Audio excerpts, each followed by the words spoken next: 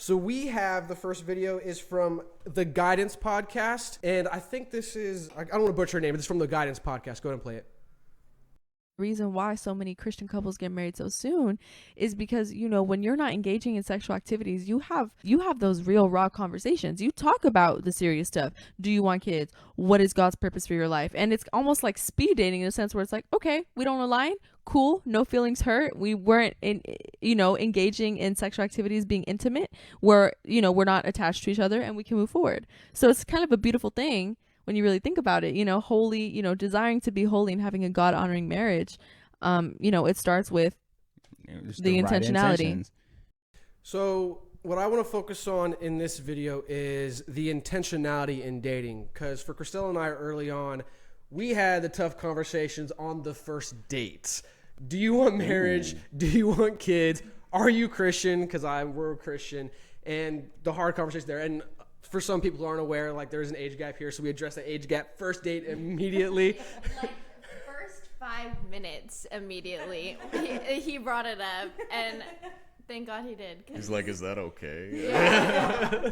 I wanted to address those things early on to make sure we're on the same page, if this is going to be a thing or not, because I'm not trying to waste time. I don't want her to waste time either, so we try to get that going. So the question I want to ask for y'all, we'll start with you, Cydney and Ben, is did y'all date with intentionality? And if you did, what did that look like for y'all? Take it away. All the pressure on Cydney. Well, so when we went on our first date, I was on Bumble, and like I was using Bumble BFF, and so I just switched over to Bumble just to kind of like see. And like full transparency, I was not looking for a relationship. I had just actually gotten out of another relationship. And then obviously after meeting Ben, it kind of switched from there, and we were pretty connected like immediately. So we were hanging out a lot, and I would say like maybe a month in, we started to get more into those deep conversations, and then that's when we ultimately were like, okay, let's make this a thing. Let's do it. Yeah. I think we both kind of started with like not really looking for, we were like in the app like open-minded and like really just trying to see like what's out there and like what we want to do with like our lives, and like just kind of like seeing where our interests take us, and like it was almost kind of just like for fun. And I had been on the app for a while, and like I just wasn't really taking it seriously, and like I didn't really care like people that I came across and like people I talked to and stuff, until I met Cydney, who kind of like really grounded me and like kind of put me in my place of like, all right, this is actually real life. Like this is somebody who I actually could see a future with. And that's kind of when those conversations really started rolling over, and like kind of talking about like, what do we want from this, and that is kind of where we essentially like started really making it a relationship. So once the feelings started to become more real for y'all, like, oh, I'm getting feelings. Yeah. You're like, okay, we got to start having these conversations. Exactly. Well, and I remember like going to my therapist and being like, I don't know, like I just got out of a relationship. Like, I don't know if this is an okay thing to be like, full diving into a new relationship. And she was like, why not? And she's like, do you like him? And I was like, yeah, I really like him. And she goes, so go for it. And I think that's when we both started to take it a little bit more seriously. And really dive in full forward. And look at us now. 2 years, 2 months later. There you go. Thanks, Bumble. Yeah. Not sponsored. Hey, not sponsored. Not sponsored. All right, what Amy and Mitch? What about y'all? Just backstory. So Mitchell and I are both active duty military, like you guys know. So we actually met while we were serving overseas. So I think that the culture of ship life is not very much into intentionality with dating and relationships. So I know that when we first really started talking to each other, that wasn't really my intention. Intentionality was not my intention to start dating and be very serious. And then I think that as we got to know each other more, I think it progressed and developed, like the feelings progressed and developed really fast. Then that was when we started really talking more about intentionality. I think I agree with that. But I think in general, our trajectory was a lot more organic. There was never like a point where it was just like, all right, here's the point where we're serious and we need to have this conversation. They just happened as it went, because again, we've been together for 5 years nearly. So it's been a while that we've been together. We spent a long time as just friends that talk and, went out together, and then we started dating properly as boyfriend, girlfriend, and then it got to a point where it was just, we kind of happily fell backwards into it, I'd say. So there was intention in me, like in the bottom of my heart, yes, I wanted that. But was there, like from the onset, clear intention of, hey, I want this? Not explicitly. It came as it went, I think that you're right, like organically, and also like the falling backward into it type thing. Our relationship was moving fast but slow in a way. It's hard to describe really, because I think that we always knew we would end up together. Like when we left being overseas, I was like, there's no way that, like, essentially in the military, it's like when you go from station to station, it's like either you're breaking up or like you're going to be more serious. And then that never even once crossed my mind to even speak about, not staying together or like talking about those other things. It was like, we're going to move on to the next chapter of our life, and it's going to be together regardless of where that, next chapter takes place. It'll be you and I together. I definitely agree with that. And in general, I think the best way to describe it is happy accident. Because in general, the odds of us meeting each other in the Navy, like if I had enlisted a month later, if she had chosen anything different, if I had done anything different, we would have never been in Spain at the same time together. But other than that, there is like one moment of clarity for me, like an aha moment during our relationship, but it was about like my virginity story. Do you care if I share that? No. Okay, so my aha moment was Amy and I had just begun being sexually active together, and she asked, who did you lose your virginity to? And I paused for a moment, not sure if I should lie or tell the truth, and I said, I lost my virginity to a Romanian prostitute.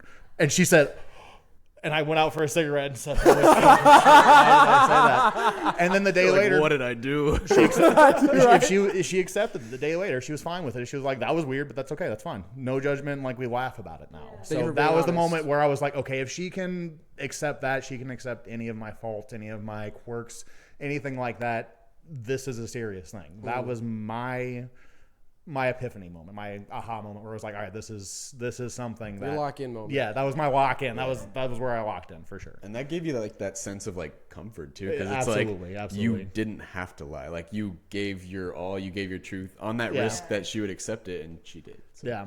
It was definitely one of those moments where, like, after the fact, why didn't I lie? But I'm glad I didn't.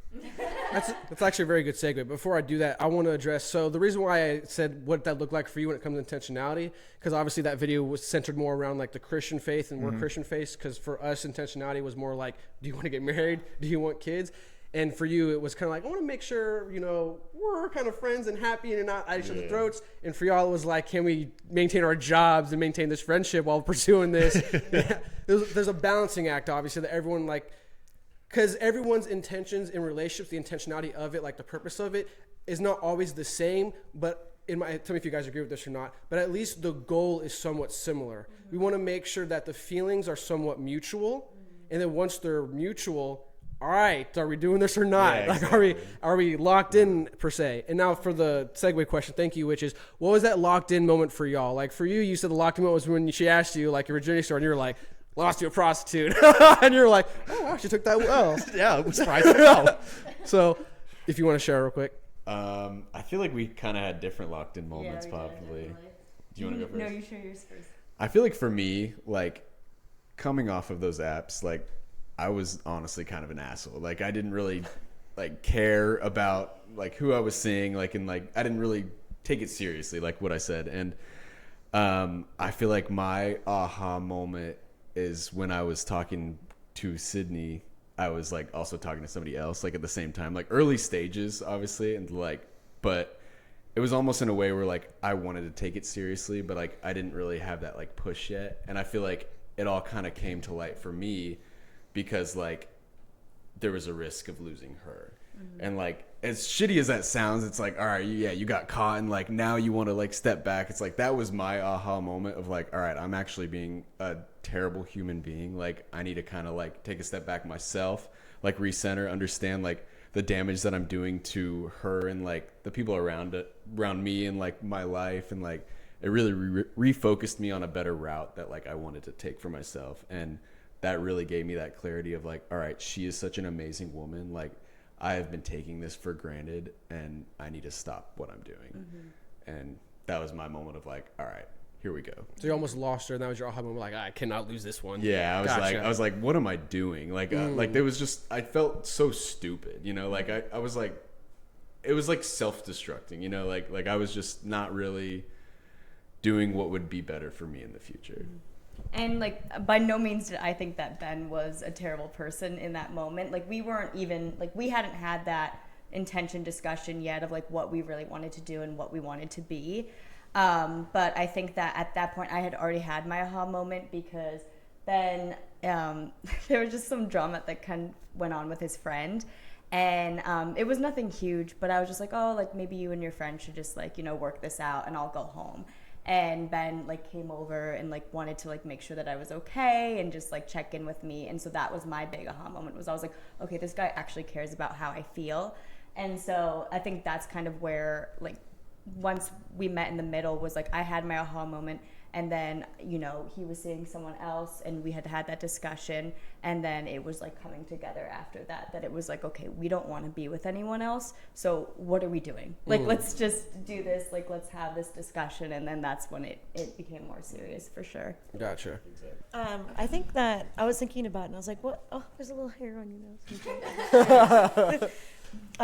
What came to mind for my like moment of like, oh, this is like very serious is I planned for us like a little romantic weekend, and we went, and it was that place in Spain. Remember they had like the heart-shaped jacuzzi and all that stuff. Oh, it was Algeciras. Algeciras, yeah. And we were just talking, and I just expressed to you some like, you know, actions and, you know, behaviors that I had exhibited in the past before we were even together, and how I was ashamed and like I regretted some of the decisions that I made when I was younger. And I just thought that maybe you're just like too good for me, and I was trying to express that to you. I was trying to make you understand, like, you know, maybe you don't want to be with me because of certain choices that I've made in the past, which I don't feel like sharing, but obviously I shared with Mitch at that time. But yeah, I just, you seemed just very accepting, and it didn't seem to matter. Like what was so big to me in hindsight wasn't really like the end of the world. It didn't make me a rotten person inside. It didn't make me any less than. And so I think that's when it was like, wow, no matter what, I can share any part about my story or myself or how I'm feeling or anything like that with you. And I know that it would always be accepted and heard and understood. And so that was my moment there in our little romantic getaway. Wow, how productive that was. I can also remember that trip, and we were in a heart-shaped jacuzzi, and she got a work phone call. So we had to turn down the jacuzzi. She's like, pause. She's like, pause. She's like, hold on. So I think personally, I always have aha moments with you, but I think the first one ever, which I can remember because it was so early on, was that I actually went on 3 first dates the week that I went on our first date. And I continued to see all 3 of these people kind of on and off, just hang out. Anytime I was with them, I would be thinking about him. And when I was with him, I wouldn't think about anybody else. So I think that was kind of the moment where I was like, okay, I really like this guy. I think we had a great conversation, obviously, from the get-go. And he just kind of said all the right things. And obviously he did, because we're here a year. Yeah, we're here a year later. So. Well, so do you think that because Eugene was so straightforward in the beginning, that was one of the things that like automatically attracted you to him? Like obviously among other things, but.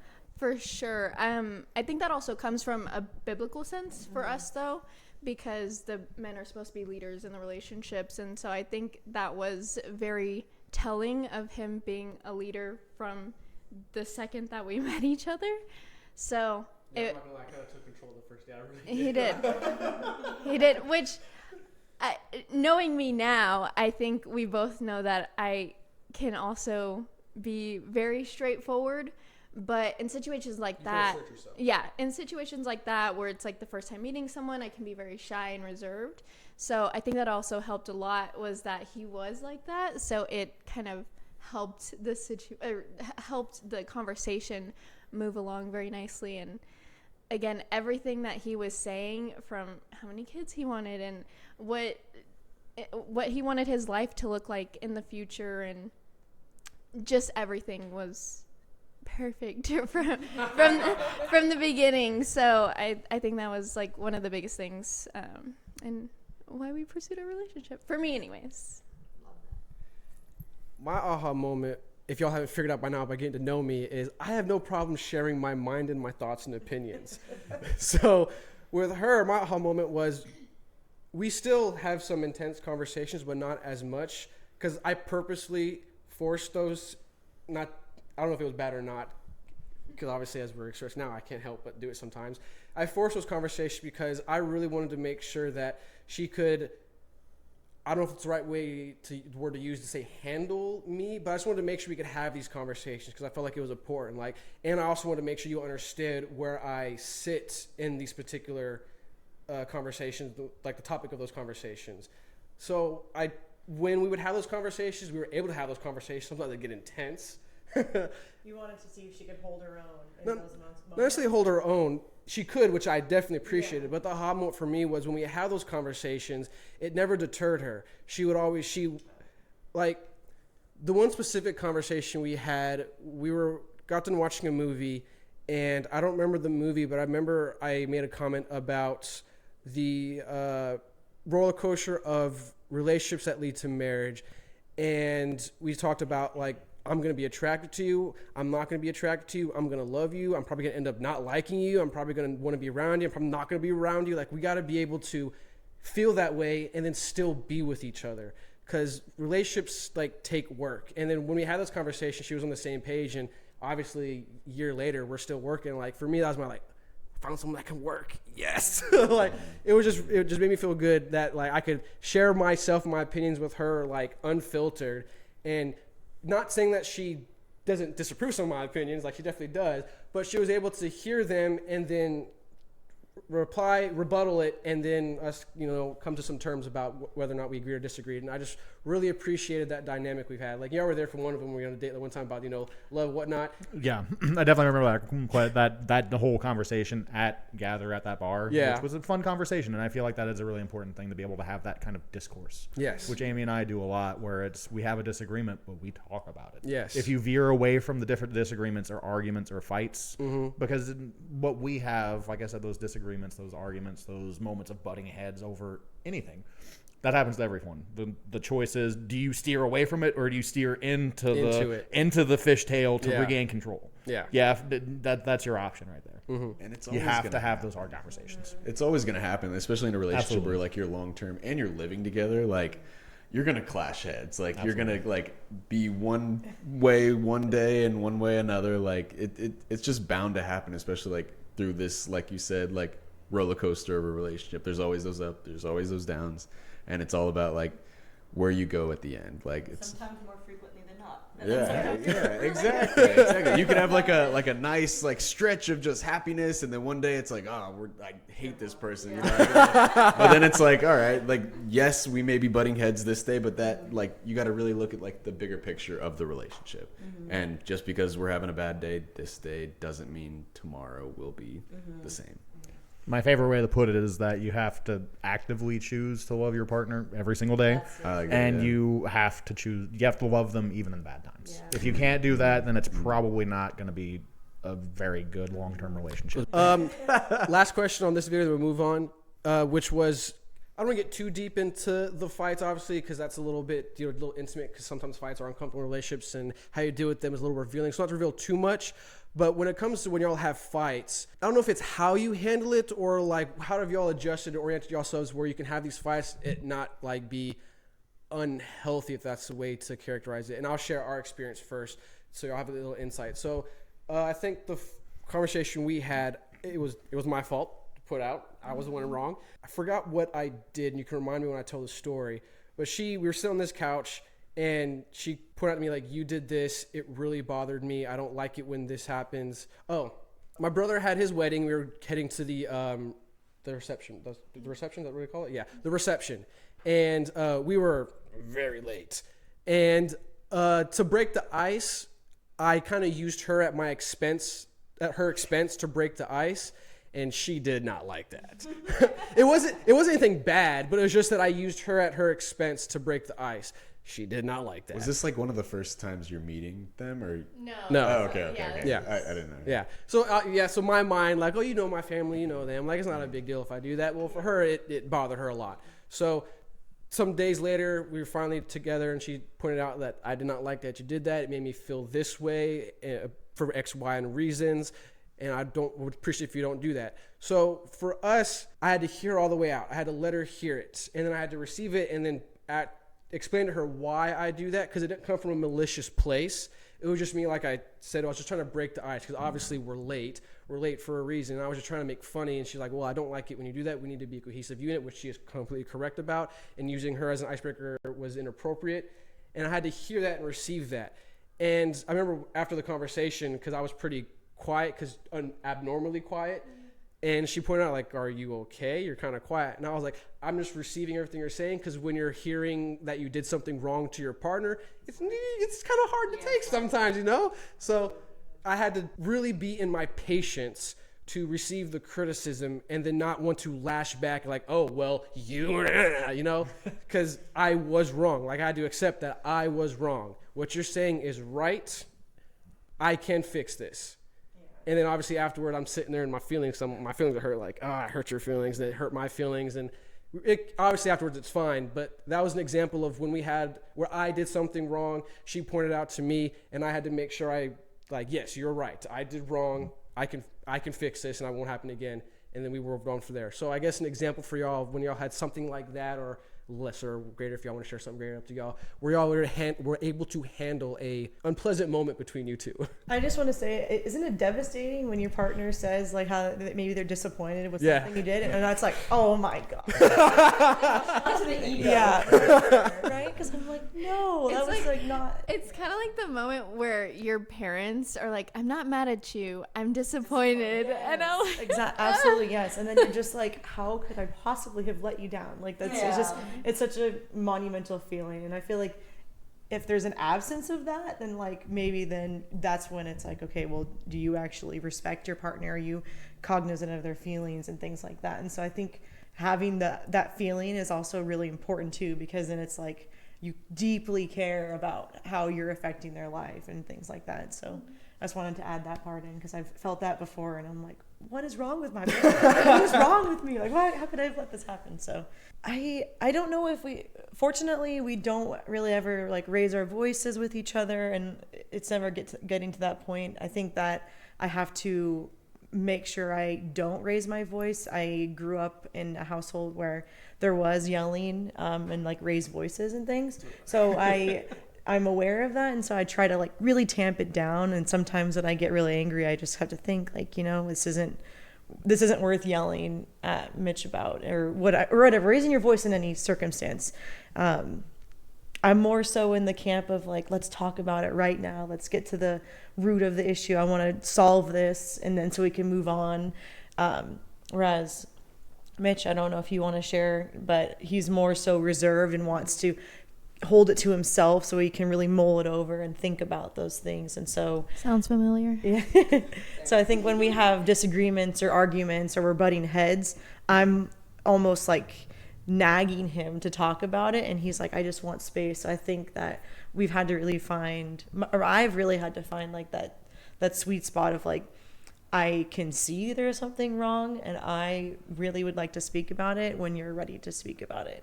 Because I've come to realize that by consistently asking what's wrong or is everything okay, it actually comes off as really bothersome and can only exacerbate the issue.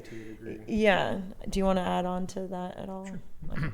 So for me, I think that on one of the things she was talking about with like empathy and like that feeling of I made my partner feel bad and therefore I feel bad, I think that is a really important feeling to have, but it's also detrimental to a certain point, because I've found one thing her and I do is we'll get to that point where it's like that kind of vicious cycle where it's like I feel bad because she feels bad, and it goes back and forth where we feel bad because the other does, and it's just this it's negativity for negativity's sake.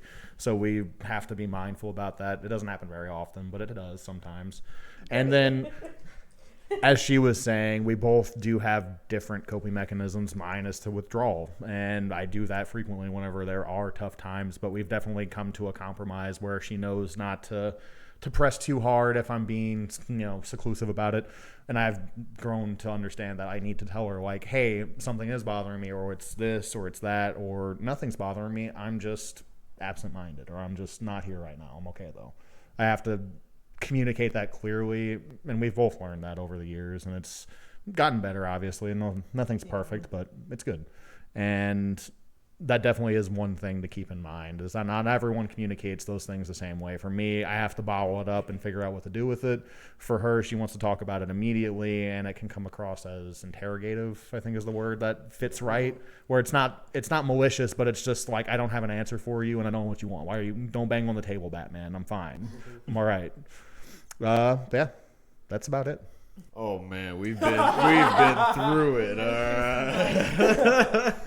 The fights have been brutal, but I mean, it's all been a learning process. Like we have been through the worst, like with each other, and like we've seen the worst from each other, and like it really comes down to like what we need to work on, and like it really brought to light like our traumas from the past, like what we've dealt with in the past, that this is why I'm acting this way, or like this is like why I treated you this way, because like I love you at the end of the day. I don't know what came over me. Like, it's just like instinctual at that point. And that's really terrible of me. I'm sorry. This is how we move forward and work through it.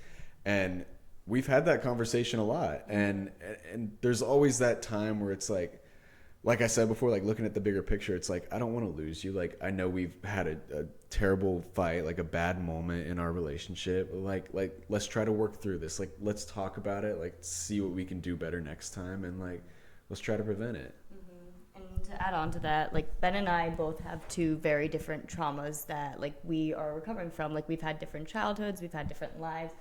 But I think like once we started to kind of get everything under control and start working towards like a path of like communicating effectively, and it was like when we were having those hard discussions, being like, okay, well, I act this way because this is what's happened to me in the past, and so like this is what I need from you in that moment. And sometimes those would clash. Like the same with you guys, he's a little bit more like he needs time and space, and I'm an anxious attachment, so I need to like figure things right away. And so it's kind of and it's something that we're still like actively working on, is finding that balance and working through it. I think the biggest thing with Ben is I've never had a partner that has been so honest and upfront, and we've been able to have those really hard conversations, which that I haven't had in other relationships. And also like knowing that no matter what we go through, he's gonna still be there, and not letting it affect me. Like, yes, it's a fight, it's not the end of the world, we're gonna get through it and we're gonna move forward. And that's the biggest takeaway, I would say. And just like how like you were talking about earlier too, like that comfort is like, and like that safe place is really needed to have like a great like lasting relationship too, because like they need to be able to see your worst. Like they need to be able to see like those low moments when you're on that ride, because like it's not going to be perfect forever. Like I'm going to be down one day and like it could be really bad, and the point of it all is that like, are you going to be there after it all, and that's what makes it really important. Because that's kind of what I wanted to highlight there is, as I said earlier, the roller coaster relationships, and you're going to fight, and you got to be able to handle the fights. Because like you said, it doesn't mean it's the end of the relationship. If anything, it's a moment to actually become more intimate with each other, because it's very vulnerable. Because like you guys said, it's kind of like trauma responses can't help but come back from things that happened in the past and react that way, either negatively or sometimes maliciously, and you got to be able to have those intimate moments. And I call them intimate because it's the vulnerability of it. Because like you said, you had to express why you had that response and where that response stemmed from. And that is a very revealing, vulnerable, and sometimes it can be embarrassing thing to share. And for us, that's in that conversation, and that's, I don't go on a tangent, but that's kind of why, for me personally, I set that standard early on about having those conversations early on, because therefore when that does happen, we've already set the precedent that we can have tough conversations. That's good. And it be not a problem. The only difference when that one was, it was not like some outside subject or whatever it was. It was actually between us two. And it's a good thing to find a way to healthily communicate that. And to clarify, it's not always healthy. It's a blessing when it is. Yeah. But to have healthy conversation is something you have to work for. It's not something that just naturally happens. Absolutely not. Yeah. And I think one bad one, just one last story and we can move on, is when I got upset at someone else and I had a little snap moment at her. I think we both were in this conversation, and that was actually probably our first ever fight. Yeah, was we were arguing back and forth about some TikTok video that we saw, and an Instagram. Yeah. This on my end, Yeah. I was my blood. Yeah. And I was upset. And it Yeah. wasn't her. I was upset, and I had a little snap moment, and she kind of closed down. She didn't really say anything. She just shut down hardcore. And I remember walking with her, and I realized, like, I snapped. Why did I snap? I snapped because of this. And I snapped because of this, blah, blah, blah. And I was trying to express to her why I snapped. And in the moment, she wasn't being too receptive of it. That was because of situations. And I had to go like, I'm sorry I snapped at you. It wasn't you. It's so-and-so. And I unleashed that emotion, if that's the right way to characterize that, on you. That was very inappropriate for me. I'm sorry, that was wrong, because I love you. I don't want to do that. I don't want to, that was wrong of me. I'm sorry. And in the moment I saw her whole mood change immediately. It was kind of funny how just saying that, simply acknowledging that I was wrong. I didn't mean to do that. It's not you. How her whole mood just went from just like, closed in, I want to talk to you anymore, to like, okay, I love you again. And that can really change the whole thing. It's like owning up to things too, and like really like, you're wrong. yeah, exactly. It's like, because at the end of the day, like, that's what the other person might want to hear too. It's like they just want to see that vulnerability, like you said, and like that owning up can make a million times difference. Yeah.